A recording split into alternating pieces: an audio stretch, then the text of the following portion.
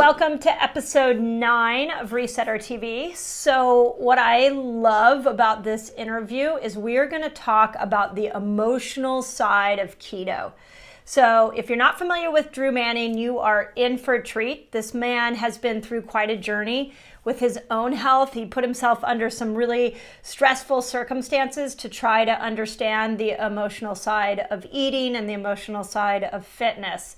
And yet he's incredibly humble. He had some, like the first part of this episode, there are some real gems that he gives you on mindset and how do you deal with people who think you're crazy when you tell them you're doing keto and fasting. How do you deal with rebounding when you are really good for a couple of days and then all of a sudden you rebound? What do you do when there's food in your house that other loved ones have and that you are not keto? So really good episode. He's really articulate. He's such a humble, loving man, and I'm super excited to share it with you. So enjoy. Okay, Resetters, we are officially live, and I have a really special guest today, Drew Manning. And one of the reasons I wanted to bring Drew on is this is a topic we have not talked about, which is the emotional journey of keto and diet, and just what do you do when you're stuck with your weight, and how do you unstick yourself, and how do you work with that mindset? So I have asked Drew to come on because your journey with your fit to fat to fit is remarkable. I mean, it's really, really a cool journey. And let me start off just by welcoming you. Thank you so much, Drew, for being here. Yeah, thank you, Dr. Mindy, for having me on. It's my pleasure. I'm so glad we got to meet at that conference out in Nashville, and here we are today. So it's my pleasure.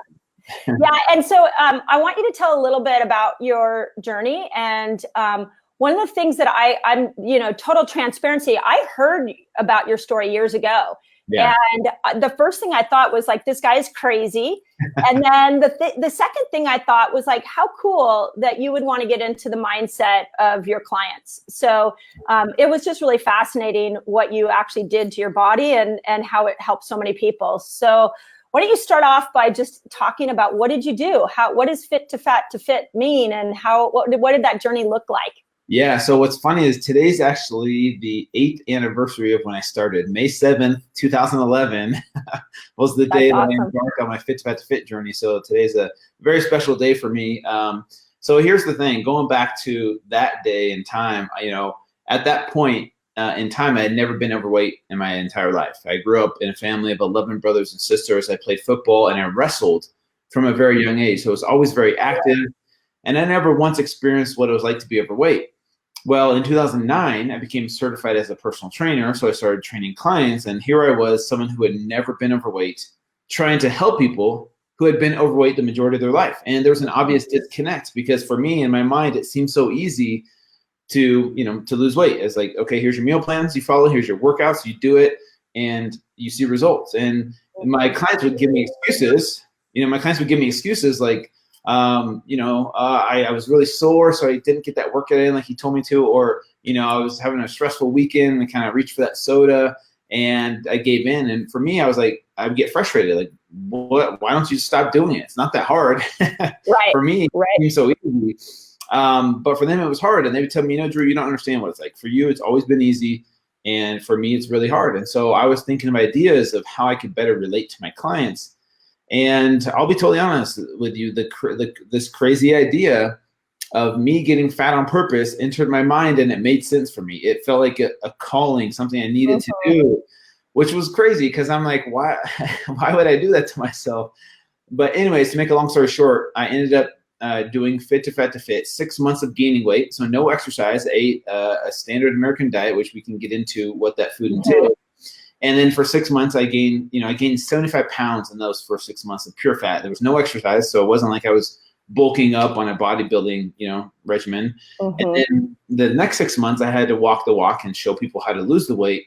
Luckily, I lost it, which is why it's called fit to fat to fit and not fit to fat and stuck or something like that. Yeah. My journey in a nutshell, it was so humbling, way harder than I thought it was going to be. And it ended up becoming more of a mental and emotional journey for me, which is where I learned the greatest lessons. Yeah. And I think that's one of the things that I really want to chat with you about, and what my takeaway in my interactions with you was that when you were eating the standard American diet, you mentioned that towards the end, your mind just really started to shift, and for the worst. And one of the questions I get a lot from people who try to fast and do keto is like, aren't I going to deprive myself? Isn't it deprivation to to not eat these things I love? And I'd love for you to share a little bit about what happened to your mental state, because I look at healthy eating as a gift to your body and your mind, and to your relationships, not a takeaway. So maybe you could talk a little bit about what happened to you mentally towards the end. Yeah, I think a lot of it comes down to perception. Like, for example, that's your perception of how you view food. 90% of America views it totally differently. So here's what I learned going through this journey was, I'll totally admit and be honest with everyone. The first few weeks were kind of fun, just to kind of have this false sense of freedom, but I felt like I could do whatever I wanted to, whenever I wanted to. And that's what some of us think freedom is sometimes, but you're not free from choosing the consequences that happen. So, it was fun to go in the grocery store, skip the produce section, go down the cereal aisle, the soda aisle, the candy aisle, because I was like giving myself permission to eat all these foods that are available in the grocery stores. And it was kind of fun at first, and the food did taste good. But very quickly, things started to change. Things started to become more difficult physically. Walking up the stairs, I started snoring at night, which affected my energy levels throughout the day, my mood as well. And then the lethargy that came from this. I had kids at the time, and young kids, and so I had to help out around the house. I was married at the time too, so there was that factored in. And very quickly, it was interesting how this food almost in a sense became my outlet, or became my therapy. And what I mean by that is, before, exercise was my outlet or my therapy, my stress relief. And then now that I didn't have exercise anymore, I kind of had to turn to food, which is what a lot of people do. But with food, it's this vicious, unhealthy cycle of these highs and lows. And when we hit those lows, we want that high again. So what do? We eat more food, and we get that high for a minute, but then after that high goes away, we feel miserable, we feel awful, we get those sugar spikes with the crash, and then we're craving more of that food that we know is making us feel so bad, but it makes us feel good for a little moment where it tastes good.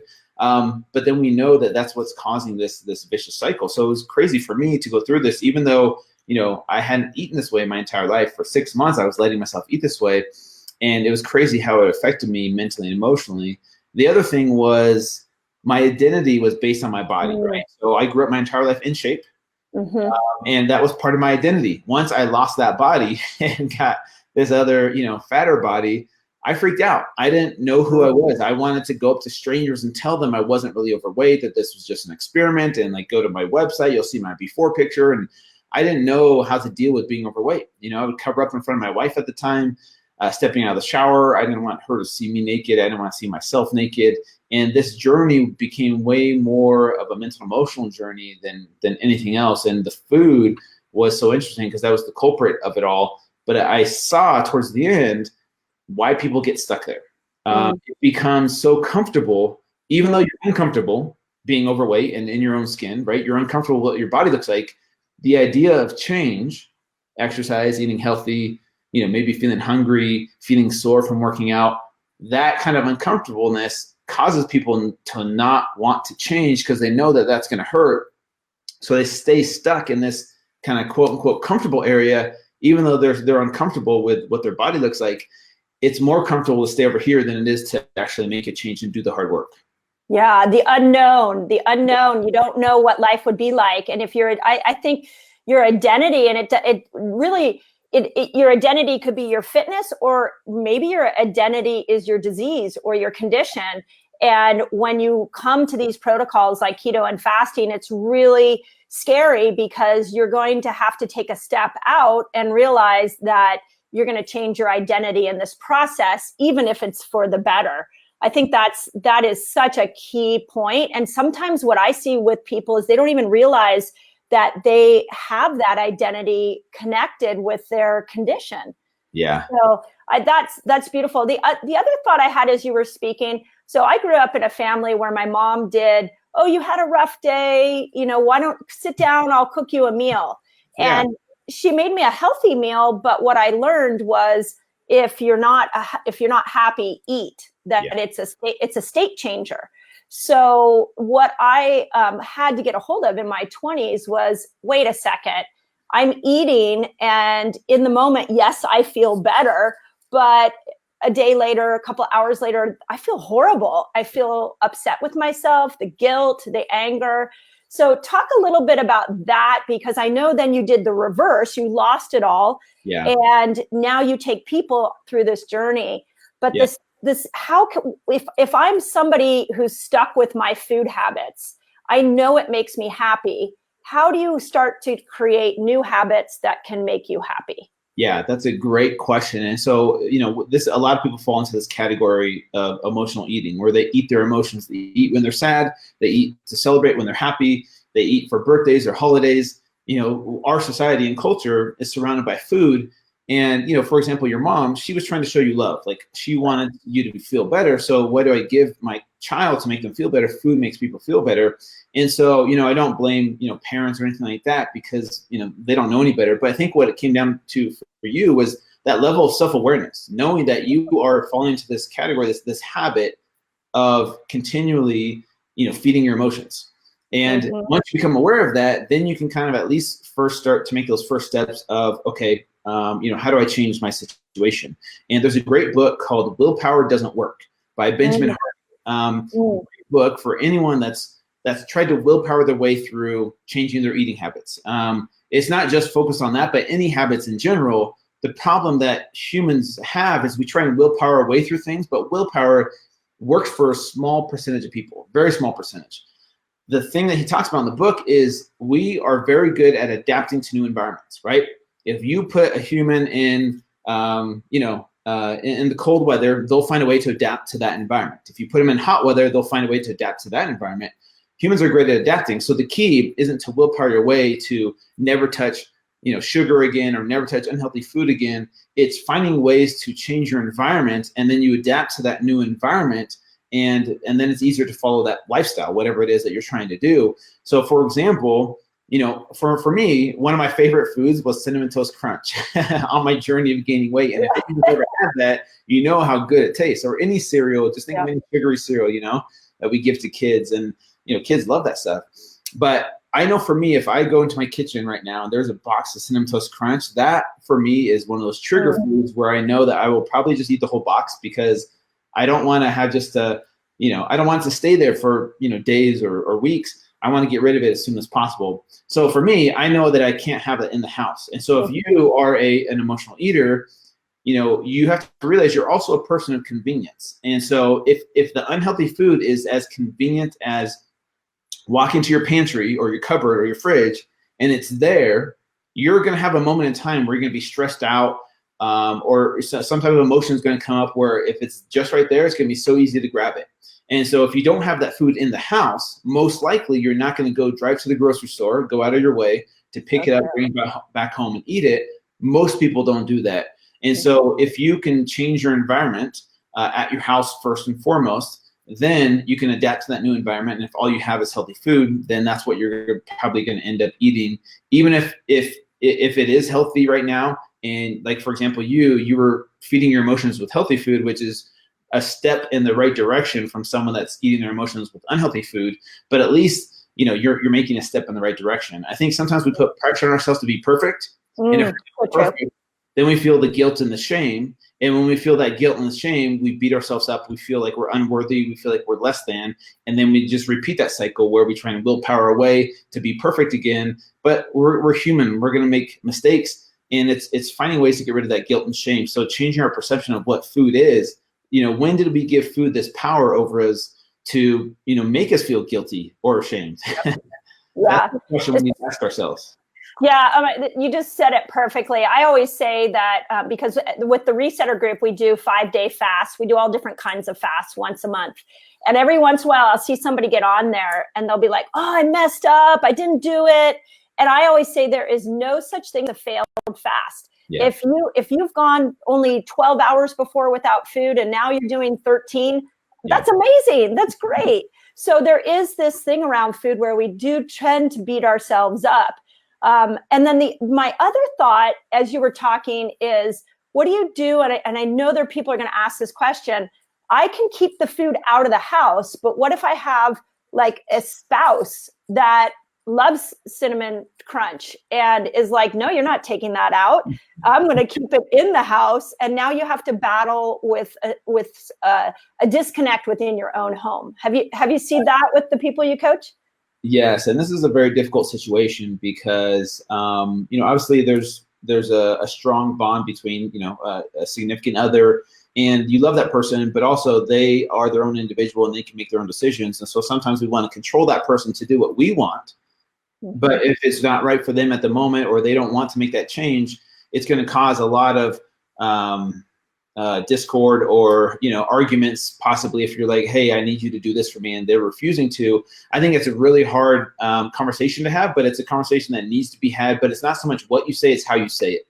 So I think it's really important to obviously work with a licensed therapist or a life coach of some type to learn how to communicate what your desires are, so that that person understands where you're coming from and can have empathy towards you and want you to succeed. The problem that I see sometimes is it's our loved ones that sabotage us, that want us to be like, oh, come on, don't be so strict. Like, let's go to the movies and let's have our popcorn that we always have, or let's go, like, we had a rough week this week, or we got a big paycheck, so let's go celebrate with unhealthy food. And it's finding ways to communicate what your desires are in a way that's not going to bring up those defense walls. And this is where it's an individual situation. So you need to have a frank conversation and let that person know, instead of saying, I need you to do this for me, maybe helping them see it from your perspective, where you say something like, I would really appreciate it if you would maybe come with me to the gym, because I want to make a change for us, for you. And don't make it all about yourself. Make it about us, instead of just you versus them. And it's finding ways to communicate with them. But it's, like I said, it's a very individual situation, but it's something that needs to happen. And worst case scenario, let's say they don't change and it's there. It's finding ways to say, hey, do you mind hiding that at least, or hiding it from me, so that I don't go and be tempted by that food. So there's some options there. That's awesome. And I think what you said earlier, or my takeaway from my interactions with you in Nashville, was just how it affected your relationships. You talked about how your daughters wanted to play with you and you couldn't get down on the floor. And I think in that conversation, what I would encourage people to say is to realize that when you start eating healthy foods, your mind works differently, your body feels differently, and you show up in a better place for that relationship.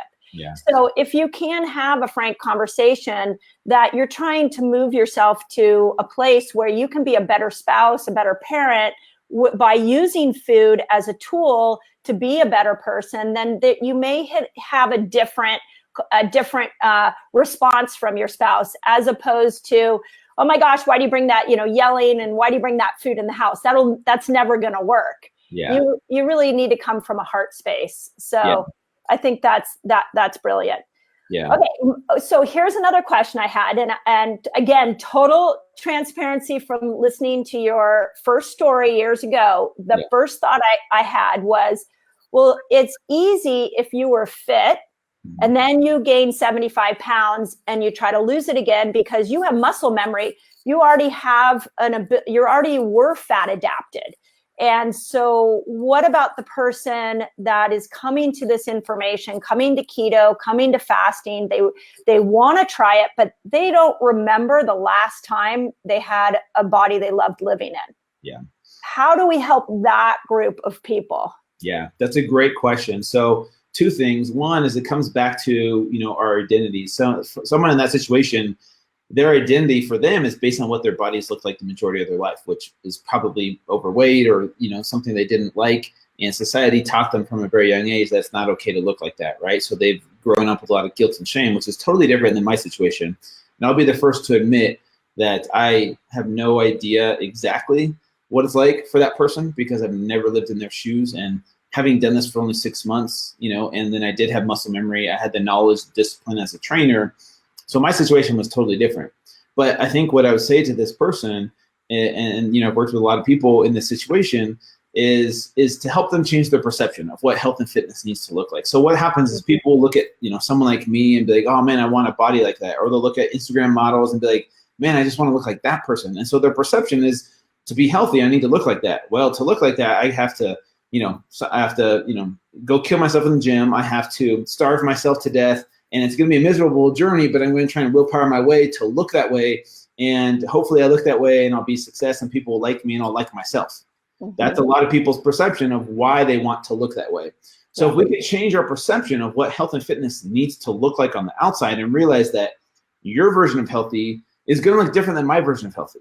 And that's okay. We need to be okay with that. The problem is we put so much pressure on ourselves to look a certain way because society or culture or someone's been mean to us or has said something to us like, hey, you should look like this. Or maybe that's just something internal where we think, we'll love ourselves or we'll be happy when we have this body or when I have this much money or when I have this type of house or this type of car. So we go through our life miserable, hating ourselves, hating our bodies, because that's what we've been taught. We bought into that lie, that myth, thinking that this type of body will give us happiness. When in reality, I know plenty of people with 5% body fat that hate themselves on the inside, that still think they're not good enough. And so don't buy into that myth, that lie, thinking that skinny looking body is what's going to bring you happiness, because I promise you won't. So instead, if you could just focus on the process and the healthy habits, and then let the results take care of themselves over time, whatever they may be, whether it's 10% body fat or 15% body fat, if your blood markers look good, from a medical perspective, you're healthy on the inside, you can run, jump, and do all the things that you want to do, then, hopefully you can change your perception and realize that that's your version of healthy for where you are right now. And that's okay, no matter what other people tell you or if other people are mean to you, just realize that has nothing to do with you and has everything to do with them. So true. I when I first got into nutrition, I was amazed at how many people I would look at. They had gotten great results and they were still unhappy. That's so powerful. Have you ever been to Tony Robbins' UPW? Not yet. Not yet. But one day. Yeah, you got to go. So I decided I went. This was a couple of years back. And on the last day, he talks about health. And I wasn't going to stay for it because I thought, oh, what can Tony Robbins teach me about health? Yeah. But I wanted to see how he taught it. And he got up there. Very first thing he said was, there's only one reason to commit to a healthy lifestyle. And that's to have insane energy. Because when you have really good energy, think about it, your relationships are better. You do a better job at work. You feel better as you're moving throughout the day. That if you go after, if the target becomes energy, then everything else will improve and you'll lose weight and you'll get past these conditions that are holding you back.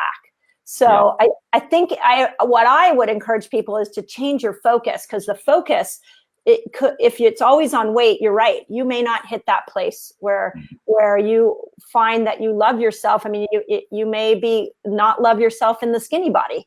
There's a possibility that exists. So, okay, couple questions. Some that we got from resetters, some that people are asking right now. What if you had to choose between diet and exercise? So let's just put ourselves in the mindset of somebody who needs to lose 50, 75 pounds, and they have to choose between diet or exercise. What would you tell them to start with? 100% diet. For me, that's actually what I did on my Fit to Fat to Fit journey. When I started losing the weight, I skipped exercise for 30 days just to show people how powerful nutrition is, right? Mm-hmm. If you want to start to heal yourself from the inside out, it starts with nutrition. And so for me, I would definitely say nutrition over exercise. Exercise does little, unless you're looking to become a bodybuilder or you're in a specific sport. But people think exercise is the end all be all for weight loss, when in reality it does very small amounts for people, smaller than people think when it comes to overall weight loss. I'm not saying don't exercise. Hopefully that's not a choice that people have to make. Right. Okay, just do diet or exercise. Hopefully you're doing both, but I would definitely say diet and nutrition.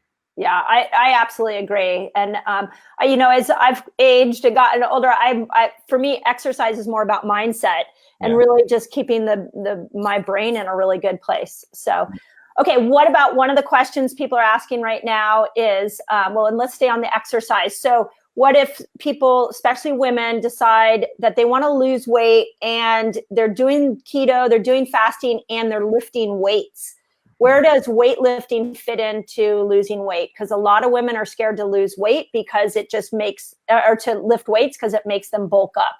Yeah, I think that's what a lot of fears are for a lot of women. I see that all the time. And then I would say to them, the goal really isn't weight loss. The goal is fat loss. And so if you want to lose more fat, you need more muscle, because if you want to build up your metabolism, lifting weights is what's going to help with that. And so lifting weights is key, is essential for overall, weight loss. But I would say fat loss should be your goal. You want to maintain your lean muscle or even increase it, to be able to burn more fat. And so I think that's something that's overlooked, that people think, oh, if I lift like this guy, I'm going to look like him. Mm-hmm. But it's very hard for a woman, most women, to put on a lot of muscle mass. Even for men, it's hard, right? Yeah. And they have a lot more testosterone.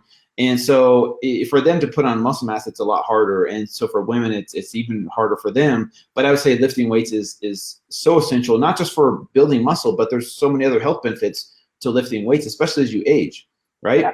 And so it's really important for women to but in a safe way, be lifting weights. But that doesn't mean you need to do bench press and squat and deadlift. It could be, just resistance training with your body, or bands. It doesn't have to be super heavy all the time. It's good to mix it up. I like to use bands for resistance, or the TRX, or just, body weight movements. Yeah. We just did a whole fasting week and profiled stem cells. And what's interesting about stem cells is that you can, resistant training will raise stem cells. So that's pretty awesome as well. So, okay. Last 5 pounds, couple questions people have. What about the last 5 pounds? What if you want to go after those last 5 pounds? How do you do it? Yeah. So I actually talk about this in my book, Fit to Fat to Fit, which is the first book I wrote. Because for me, the last 10 pounds are the hardest to lose, even for me. And I was a personal trainer with the knowledge of how to do it. And I struggled to do it. I hit plateaus. There was weeks where I didn't lose any weight. And there was a week where I even gained weight. And here I was, a trainer, telling people, this is how you do it. And here I was, not seeing the results on the scale, which is why I don't like the scale, first of all. And then obviously, focus on body composition over, scale weight. So that would be important as well. But let's say you're there, you've tried everything. I would find ways to mix up both your diet and your exercise. So challenge your body in a new way. So like I said before, adapt to a new environment. So if you've never done Pilates before, if you've never done CrossFit, or you've never done Zumba, challenge your body in a new way. Your body will be sore. Your body will adapt to that new environment. And it's going to challenge your body, because your body is really quick at adapting to whatever stress you're putting on it. If you've never ran before, the first mile run that you do, you're going to be huffing and puffing. You're going to be super sore. But after, 6, 7, 8 weeks of that, guess what? You're going to become more efficient. Your body will burn less calories during that period of time, because it's become efficient at that type of movement. But if your body has never done a certain type of movement, like let's say CrossFit, your body might be challenged in a new way. So that might be something that you need to do is tweak and adjust your workouts, but then also your exercise. So your diet and your nutrition. Let's say you've never done intermittent fasting, you've never done keto, you've never done cyclical keto or targeted ketogenic diet. Find what works best for you. Become your own self-experimentation. This is what's so important, is to find what works for you to be able to lose those last 5 to 10 pounds. Don't just give up thinking, well, this worked for me to lose all this weight, and I've been doing that same thing to lose the last 5 pounds. Maybe you need to do something different for those last 5 pounds. Yeah, variation is key. Oh my gosh, people, and I know I want to end with you talking about your book, and I know you're a big fan of keto, but I watch people go keto, and they're like all keto, and they don't ever want to vary it. They're just too scared, and they get stuck. So let's finish up, talk a little bit about your book, and then just explain, like, what do you do? What is keto cycling? Like, how should people be varying it, and where do they start? Great question. So my new book is called Complete Keto, which came out a couple months ago. It's taken everything I've learned from Fit to Fat to Fit on the mental and emotional side of transformation, helping you with mindset, but it's also a ketogenic approach to a lifestyle change. So there's a 30-day program in there to become keto adapted. All the recipes, there's over 75 recipes. They're all dairy free. There's a section for vegans or vegetarians if you want to do keto in a more plant-based way, you can do that as well. I have meal plans for those people as well. But more so, it focuses more on the mental and emotional side of transformation to help you, enjoy the journey more and love where you are now while you're working on a better version of yourself. There is a section of the book where I do talk about, life after keto, and I give 3 different approaches for people. One is, something called the cyclical ketogenic diet, where after you become fat adapted, so that's the key, is to become fat adapted first. So whether that's 30, 60, 90 plus days of doing, strict keto, so your body's efficient at using ketones, then from there you can mess around with maybe a cyclical ketogenic diet for either a more balanced approach to, not having to be so, quote unquote strict all the time, where you can add in carbohydrates maybe 1 or 2 days a week. So it's kind of like carb cycling. And that works for some people. The other approach is the targeted ketogenic diet for more towards the athletes that are looking for performance. And this is where you start adding in a small amount of carbohydrates, once again, after you're fat adapted, about 10 to 20 grams pre and post workout, which can help give you dual fuel for your workouts, right? So you use a little bit of glucose first, you burn through that, and you shift over to ketones very efficiently after you become fat adapted.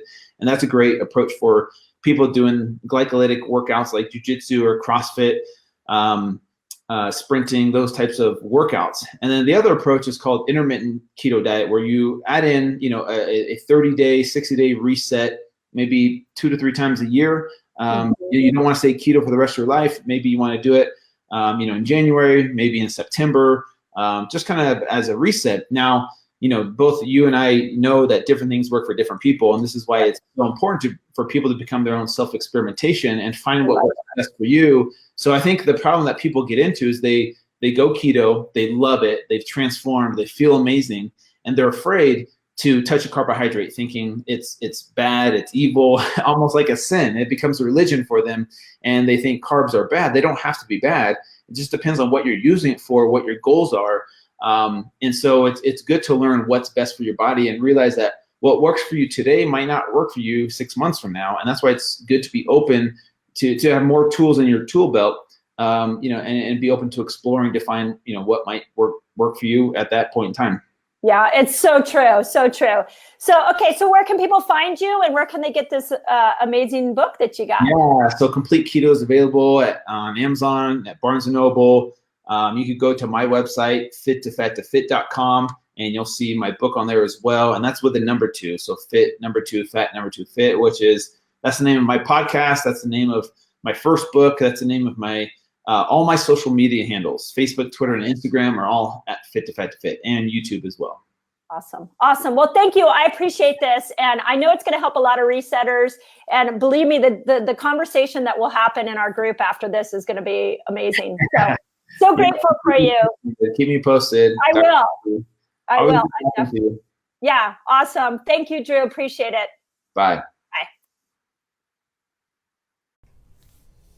Hey, Dr. Mindy here, and if you enjoyed this video, please share it out to the world. I'm trying to get really cutting-edge health information into people's hands.